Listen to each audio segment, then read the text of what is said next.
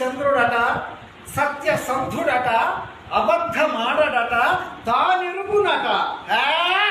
పరాభవం.